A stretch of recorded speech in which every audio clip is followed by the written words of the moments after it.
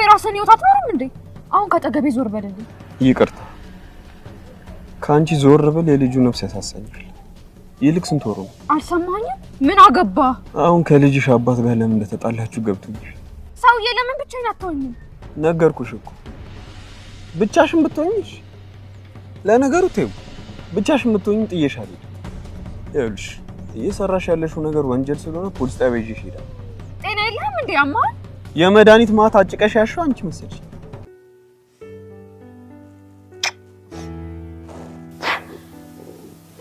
ወይ ጉድ! እዚህ ቤት እኮ የማይሰማ ጉድ የለም። ደግሞ ኑሐሚን ራሷ ልታጠፋ ነበር። ምን አውቃለሁ። የሚያሳዝነው ነገር ሳታማታችን ጥሩ አጋጣሚ ነው። ምን እህትሽን ንግደላት ልትይ ነው? እንግዲህ ፍቃዱ የእርሱ ነው።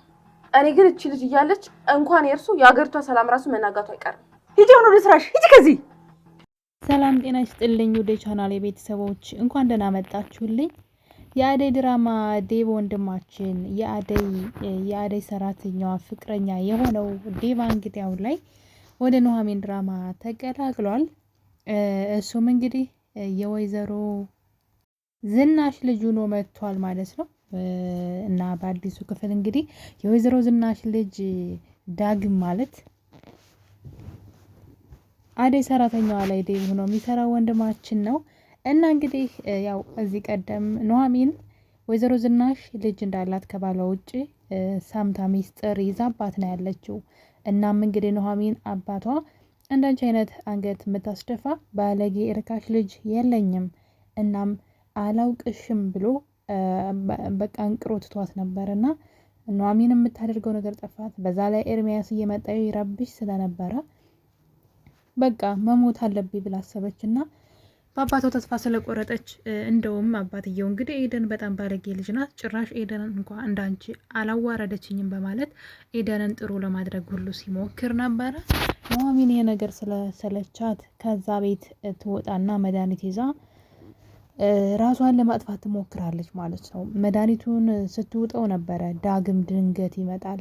ዳግም የወይዘሮ ዝናሽ ልጅ የእናቱን ቤት እየፈለገ መጥቷል። እንግዲህ እናትየዋ ወደ ቤት እንዲመጣ አትፈልግም። ምክንያቱም ይሄ ነገር በድብቅ የተወለደ ልጅ እኔ ምንም አልገባኝም። በድብቅ እንግዲህ እሷ አርግዛ የምትታይ ሴት ናት አይደለ? ልታረግዝ የምችለው ከባሏ ነው። ምንም ሚስጥር መሆን የማይችል ነገር ነው። ባሏ ጋር ሆና ከሆነ ያረገዘችው ያው ባሏ የሚያውቀው ልጅ ነው የሚሆነው። እንደ ሌላ ሰው እንኳን ዝሙት ሰርታ ወለደች ቢባል እንኳን ባሏ የሚያውቀው ነው የሚሆነው። ምክንያቱም ምንም ይሄ ግልጽ ነገር ነውና ይመስለኛል ከትዳሯ በፊት ልጅ ነበራት። በቃ ይሄ ነውና በነገራችን ላይ ያን ያክል ከባድ ነገር አይደለም እኮ ያው ብዙ ጊዜ ሁሉ ዘመን ደብቃ መኖሯ ካልሆነ በስተቀር ምንም ችግር የለውም። በቃ ከትዳር በፊት ወይ አግብታለች ወይ ብቻ ምንም ይሁን በትዳሯ ላይ ያደረገችው አንዳች ነገር እስከሌለ ድረስ ያን ያክል ሚስጥር መሆን አለበት ብዬ አላስብም። በእርግጥ አለመናገሯ ትንሽ ባለቤቷን ሊያስከፋው ይችላል። እሷ ግን በጣም ነው የፈራችው። ይሄን ነገር ባለቤቴ ካወቀ ትዳሬ ይፈርሳን ብላ ስለምታስብ ነገሩ ሁሉ ሚስጥር እንዲሆን ፈልጋ ነበር። ነገር ግን ልጇ ዴቭ እየፈለጋት ይገኛል። ዳግም ማለት ነው። ዳግም አሁን ላይ እሷን ፍለጋ ወደ አዲስ አበባ ከድሬዳዋ መጥቶ ነበረ። እናም ኑሐሚን ያን መድኃኒት ሰብስባ ወጥታ ልትቀም ስትል ድንገት ዳግም ይይዛትና ያስተዋታል ማለት ነው። ነገር ግን ኑሐሚን አላወቀችውም። እሱ የወይዘሮ ዝናሽ ልጅ ዳግም መሆኑን አላወቀችም። እንግዲህ ከሞት ያተርፋትና ወደ ቤቷ ይሸኛታል። እና ግን አንድ ነገር እንትና አቶ ለይኩን ማለት ነው እንደምታውቁት በጣም መልካም ሰው ነው። ኑሐሚን እንደዚህ ያደረገች ሲባል ሁሉም ሰው የጠበቀው አቶ ለይኩን ይቺ ልጅ ቆልሏት እንግዲህ አፍርጦ ነው የሚጥላት አሁን ላይ። እናም እዚህ ቤት ለአንድ ቀን እንኳን እንድታድር አይፈቅድላትም ብለው ያስቡ ነበረ። አቶ ለይኩን ግን እንደዛ አልነበረም። አቶ ለይኩን በጣም በሚገርም ሁኔታ በቃ ሰው አይደለች ተሳስታ ፍቅር አሳስቷት ነው። ጥቅምና ፍቅር አንዳንድ ሰዎች በጥቅም በፍቅር አይናችሁን ያውሩትና በጣም ጥሩ ሰው ይመስሏቸዋል። በቃ ኤርሚያስ እንደዛ ነበር ያደረገው። ካያችሁ አባቷን ከሆስፒታል ያመጣ ቤታቸው ችግር ላይ ሲሆኑ በቃ በጣም እሱ ተፍተፍ አለ። ቤት ተከራየ ይዟቸው ወጣ። በቃ ኑሐሚንን ምንም በቃ የቤት እመቤት ነሽ እንደው ምንም አይንካሽ ማለት ጀመረ። ችግሩ ግን በሰው በዝሙት የሚመጣ ገንዘብ እየለቃቀመ ነው የሚያኖራቸው።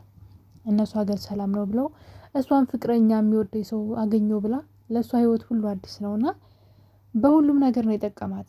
በቤት ተከራየ፣ አባቷንም እሷንም ሰብስቦ ያዘ፣ እንደሚወዳት ነገራት። በቃ ታዲያ ምን ታድርግ? አሁን ኑሐሚን እንድንጋባ ፈልጋለሁ አላት። በጣም ደስ አላት። በቃ እና ተሳሳተች።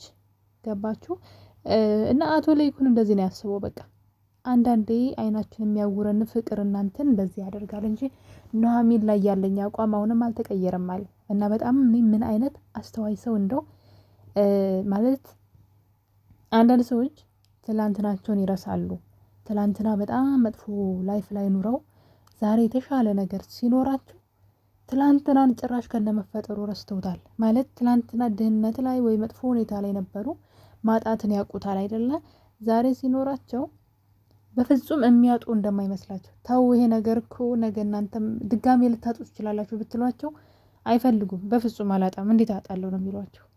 እና ትላንትናን እርስት ነው የሚያደርጉት፣ እርስት። አቶ ለይኩን ግን ምን አይነት ሰው እንደው ታውቃላችሁ? በፊት ዝናሽን ሳያገባ ምን ሳይል በጣም ድሃና ችግረኛ ነበረ። ግን የኑሐሚን አባት ነው እንግዲህ እዚህ ደረጃ እንዲደርስ ያገዘው ማለት ነው። ውለታውን የማይረሳ ሰዎች ቢበድሉት ያንን ማለት ምንድን ነው ለታይታ ምንም ነገር እንደማያደርግ ነው። እኔ ሀብታም ሆኖ በሀብቱ የማይመካ ምን አይነት ስብዕና እንዳለው ማለት ነው። የአቶ ለይኩን የወይዘሮ ዝናሽ ባለቤት ስብዕናው በጣም ይገርመኛል። እና ኑሐሚንን ለእሷ ያለኝ አመለካከት ከድሮ የተለየ ነገር የለም ማለት እና እናትየዋ ኦኬ ከነ ልጇ ታዲያ ልጅ ልድረው ነው ወይ ብለው ነበር። ናሆም የራሱ ፍቃድ አለው። እኔ ምንም በሱ ህይወት እኮ አያገባኝም፣ እሱ ህፃን ልጅ አይደለም አለ። እናትየዋ የሚያንገበግባት ክብሯ ገንዘብ ነዋ፣ ሰውየው ደግሞ ሰውነት ነው በቃ። እና ትክክለኛ ሰው ደግሞ ምን አይነት እንደሆነ ጠንቅቆ ያውቃል። ኑሐሚንን ምንም በቃ ይሄ በቃ አጋጠመ ህይወቷ ላይ በፍቅር ታወራ እንደዛ አይነት ነገር አደረገች። ከዛ ውጭ ኑሐሚን ምን ይጎላት? አሁንም የሆናት እና በጣም ነው ደስ የሚለው የአቶ ለይኩን እይታው ማለት ነው። በጣም ነው የምወድለት። ሰው ሁሉ እንደሳቸው ቢሆን መልካም ነበረ። ነገር ግን እንደዛ አይደለንም። ትንሽዬ ከትላንትናችን ትንሽ ከተንቀሳቀስን ንቀታችን፣ ጥጋባችን፣ ንግግራችን ሁሉ ነው ንቀታችን ለሰው ለነዛ ምናልባት ድሃ በነበርንበት ጊዜ በገንዘብ ማለት ነው አብረውን የነበሩ ሰዎችን ልክኛ የተሻለ ህይወት ላይ ስንሆን መናቅ ሁሉም እንጀምር ነን አይደለም። እንደዚህ አይነት ትሁት ልንሆንና በቃ እዚህ ድራማ ላይ አቶ ለይኩን አሁንም ጥሩ ልጅ ነው። አሁን በጣም ጥሩ ልጅ ነው ልጁ። ግን አቶ ለይኩን ይለያል። እኔ በጣም ነው የተገረምኩበት። እና እንግዲህ አቶ ለይኩን አባቷን ሄዶ ልጅህ ራሷን ልታጠፋ ነው አትፈልጋትም ወይ ሲለው የኑሐሚን አባት ሊሞት ነበር፣ ልጅን አምጡልኝ ይቅር ብዬሻለሁ ብሎ እንግዲህ አቶ ለይኩንን በፍቅር አባትና ልጅን ሲያስታርቅ አይቻለሁ። እና እንግዲህ ኑሐሚን አባቷ ይቅር ብሏታል፣ ወደ ቤቷ ተመልሳለች። ነገር ግን ሌላ ነገር እንግዲህ ኤደን እንደምታውቁት የጥፋት ሰው ማለት ነው። ኤርሚ ነው ስም ያወጣላት። ኤደን ማለት የጥፋት ሰው ናት ብሏል። የምር እውነቱን እኮ ነው። ሰው እንዴት በዚህ መጠን ጥፋትን፣ ተንኮልን ስራው ህይወቱ ያደርጋል? በጣም የምትገርም ፍጥረት ናት። እና እንግዲህ እንደለመደችው በየበሩ ስር እየተርመጠመጠች ወሬ ትለቃቅም ነበርና ወይዘሮ ዝናሽ ልጇን እዛ ቤት ብዙ ጊዜ ታወራለች በስልክና እየደወልላት ነው። እና ጠብቁ፣ ለማየት ያብቃችሁ። ኤደን ጆሮ ውስጥ ይገባል ይሄ ሚስጥሯ። ያኔ ኤደን ህይወቷን ሁሉ ነው የምታሸጣት፣ ቤቷን ሁሉ ነው የምትወርሳት ኤደን ማለት ነው። እና እዛ ቤት መልሳ ኑሐሚንን የምትጎዳ መስራት አመጣቻት። ነገር ግን የራሷን ሚስጥር ትሰማዋለች እዛ ቤት። ለማየት ያብቃችሁ። ምክንያቱም ኤደን ማለት በየጥጋ ጥጉ እየተለጠፉ የሰው ወሬ መለቃቀም ነው ስራዋ። እና እንግዲህ ኑሐሚን ራሷን ልታጠፋ እንደነበረ ወሬ ስትሰማ ሄዳ ለወይዘሮ ዝናሽ ትነግራታለች። ወይዘሮ ዝናሽም ታዲያ እህትሽን እንግደላት እያልሽ ነው ወይ ስትላት፣ አዎ ኑሐሚን ካለች እንኳን አይደለም እኛ ሀገርም ሰላም አይሆንም። እኔ እኮ በዚህ መጠን ጥላቻ ምን አይነት የተረገመች እንደሆነች። እና ወይዘሮ ዝናሽን በመናደድ ሂጅ ከዚህ አንቺ የማትረቢ ትላታለች። ነገር ግን ወይዘሮ ዝናሽ ሀሳቡን ወደደችው። ሚስጥሬን ከምታወጣብኝ ከሆነ ግን እገላታለሁ የሚል ነገር እየተናገረች ነው። በእርግጥ ኑሐሚን ምንም አይነት ሚስጥር አታወጣባትም። ሚስጥሯ የሚወጣው በኤደን በኩል ነው። የራሷ ሚስጥር የሚወጣው በኤደን በኩል ነው። እንግዲህ ለኤደን ወጥመድ ታዘጋጅላት እንጂ ኑሐሚን በጣም ስርዓት ያላትና ስለ ሰው የምትጨነቅ ናት። ምንም አይነት ነገር ቢሆን ይሄን አታወራም። ነገር ግን ኤደን ወይዘሮ ዝናሽ አንድ ስህተት እስክታገኝባት ነው እየጠበቀች ያለችው። ያገኘችባት ቀን ታሰቃያታለች። እንደ ኑሐሚን በሰላም ምተዋት አይደለም። የኔ ቤተሰቦች የዛሬ ቪዲዮን ይመስል ነበረ። ቸር ቆዩልኝ።